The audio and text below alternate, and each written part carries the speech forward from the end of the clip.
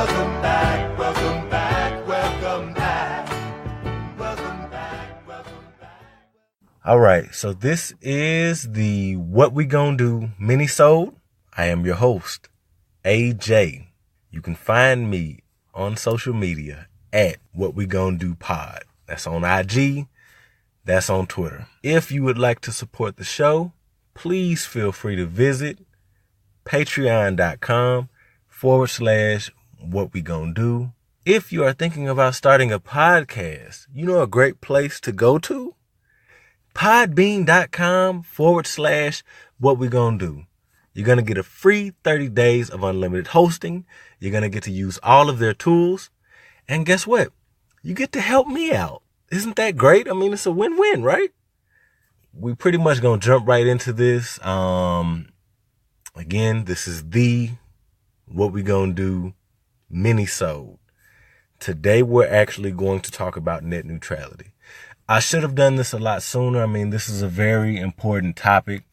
And, you know, there's just been so many things going on. I might do something about tax reform as well. What can I say? It's just a lot of information to digest, and I'm going to try to break it down in the simplest form. What I would say, though, and I'll repeat it probably at the end of this, please take your time to go out and read. Go out, do your Googles, learn about net neutrality, learn about tax reform, find out what's going on. I mean, this guy is still in office. The Republicans still control the majority. They're still trying to push these things through. I mean, the fight goes on.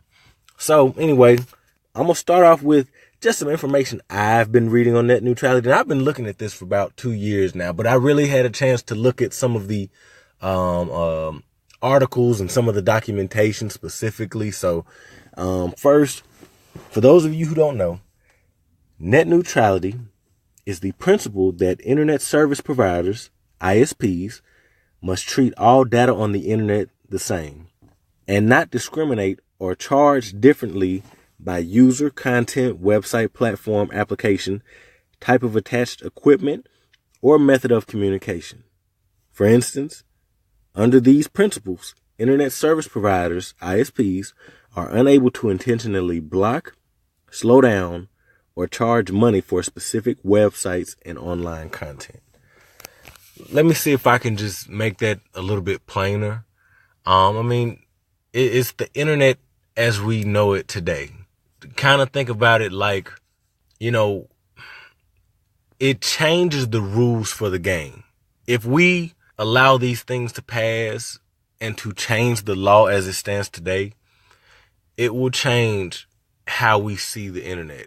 And there are wide-ranging ramifications of that change. So that's, I guess, like for me, the most simplest way to say it is like, think about the internet today and think about rewriting the rules for the internet, and not necessarily in the user's favor, but in the business's favor, the top ISPs. So you think of top ISPs, Comcast, Verizon, AT&T, maybe CenturyLink, whatever the case, Windstream, whatever it may be, the top ones though.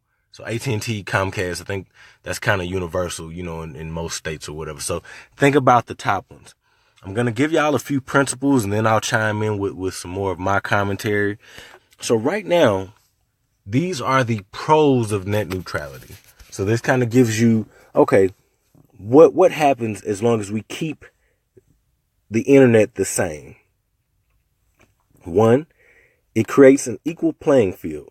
That means an ISP under net neutrality cannot block access, change services, or alter the flow of data simply because there's something that goes on which they don't like. For instance, streaming. So, you know what I mean? Clearly, a lot of individuals are cutting the cord. Because these individuals are cutting the cord, this is what's actually, you know, something that ISPs really can't account for. A lot of the things that we do on our mobile devices, our tablets, our computer, there are things that they really can't account for. I mean, you have the unlimited data, and then you have the plans if you go over a certain amount, but they really want to be able to track and collect money from all of that. Everything that we do that requires an internet connection, they want to be able to track that, whether it's something in your car, whether it's, whatever the case may be.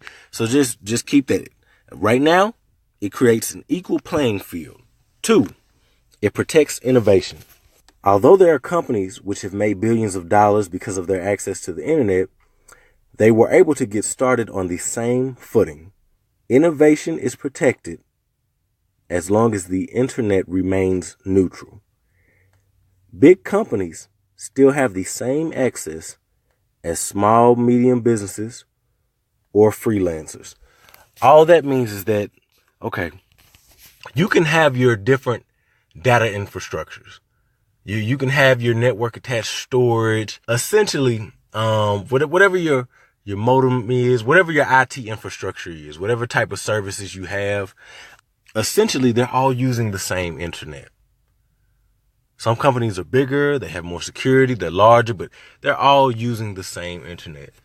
And again, the reason that we're able to podcast, the reason that someone is able to do a blog, the reason that someone is able to set up a website, the reason that you're able to access Facebook, the reason that you're able to game and play online is because we all have the same level of access. So again, it protects innovation and it allows you to grow and to build because again, we can get that same internet access from our ISP and then we can just build from there instead of obviously the opposite where it's not universal for everybody. 3, it provides everyone with the freedom of expression. I talked about this a little bit before. Blogs, services, businesses, and any websites that can operate legally are able to do so and be available because of net neutrality. There isn't any censorship as long as the content being offered meets legal obligations. So obviously we know that on these different platforms, whether it's, Twitter, whether it's Instagram, whether it's Facebook, whatever it may be, again, it could be a website, could be BT.com, whatever the website is, Snapchat, website or application, whatever that is, again, everybody has a freedom of expression to a certain extent. Clearly, we know that there are rules and certain things in place to protect, against harassment and discrimination and things of that nature. But again, allowing the rules to be changed, instead of it being discriminate, it can be indiscriminate. You know what I mean? It can definitely be open and, more individuals kind of get to pick and choose what happens and what goes on. So again, y'all can kind of, hopefully y'all can see what I'm saying without me fully expressing my thoughts on what that means to our current freedom of expression, and then opening up the internet for, could be child porn, could be anything. You know what I mean? It could just create a whole new world of, what we know today. 4, and I just have 4 things. I don't have 5. It would classify internet service providers as a utility provider. So what that means is, think about this as, and I think I saw this somewhere, as the example for what the internet is today. So you have your upload speed, you have your download speed. You go out, you get your package or whatever, and that's it. You know what I mean? There are certain rules. You may have a 2-year contract, 1-year contract. There may be some type of special promotion, but okay, you get whatever package. You pay this one price for X amount of time. Boom, that's locked in. That's what it is. You get up to this, AT&T is slowing you down on your phone. If you get up to this, they're slowing, you have this much at your home. What if they broke that out and it wasn't like this one price or this one contract and, whatever the case may be, let's just say somebody could change their contract at will. So think about your, say your light bill. What if your light bill was broken out? Instead of it being, you pay one light bill for your residence, What if you had a light bill for the bathrooms, and you had a light bill for the stove light, and you had a light bill for the dryer, the light that's in the dryer, and maybe you have a light bill for the light that's in the refrigerator. Do you kind of get the picture that I'm painting? Maybe you have a light bill for the room lighting. You know what I mean? But again, it's not packaged into one central bill. It's broken out and then determined on whatever scale that, okay, you pay this much for this. Oh, well, we can raise this a little bit. So I think what I saw online was, say for instance, you pay $54. That's it. $54. Well, instead of paying $54 without net neutrality, you could be paying $19.99 for this, $11.99 for this, $10.99 for this, $7.99 for this, $14.99 for this, and then let's not forget, you still have your Tidal subscriptions, you still have your Netflix, you still have your Hulu, you still have your HBO Go, whatever little miscellaneous charges that you have. You still got your podcasts, that you're paying for. So think about it if they broke that up again. Like I said at the beginning, think about changing the rules of the internet as we know it today.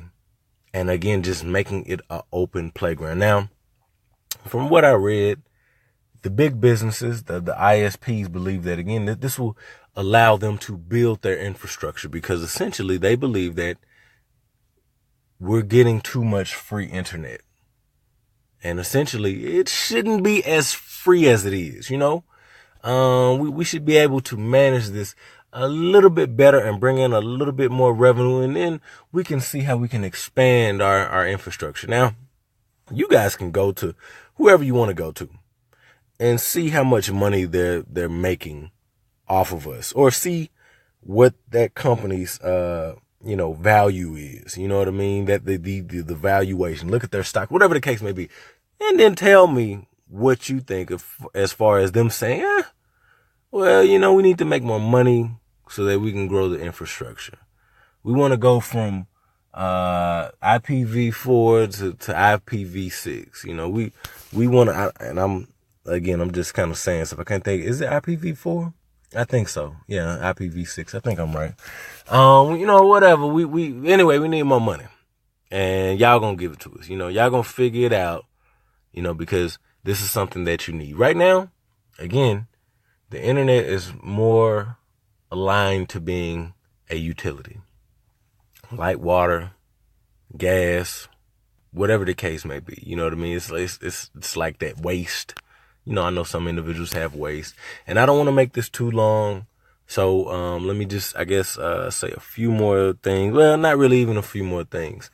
That's pretty much the meat and potatoes of what I can give y'all. I recommend going out and reading for yourself. Now, there is a lot of literature, so it's a lot of reading, and it's real convoluted. It's real political, and it's really can go over your head as far as the possibilities. And that's what most individuals are afraid of, is that the possibilities of what these individuals will do to the internet if we allow this to happen.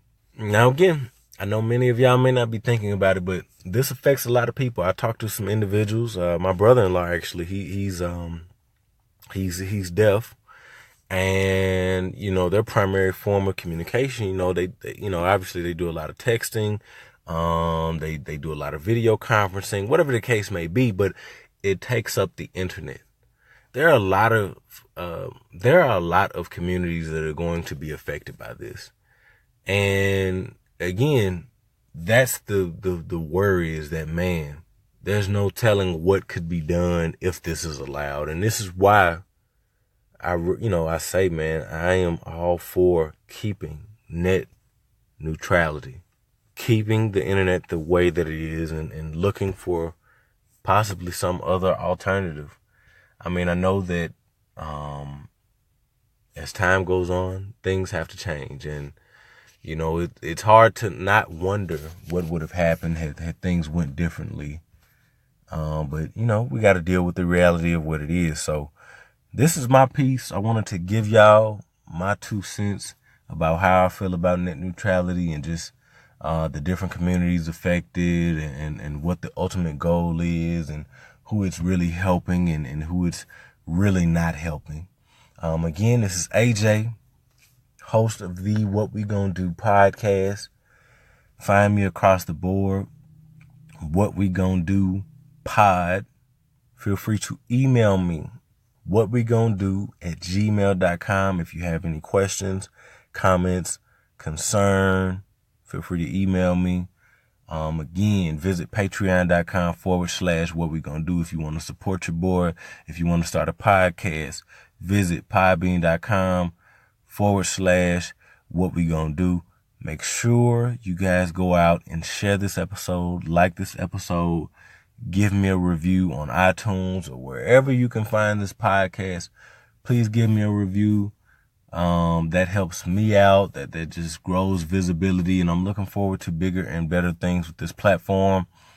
This will be the longest minisode I've recorded, so I apologize because I know I've been rambling, but I appreciate y'all for sitting there with me. There will be a full episode next Tuesday. Be on the lookout. I'll send something out about that, you know, when I feel like it, man. All right, y'all be easy. Peace.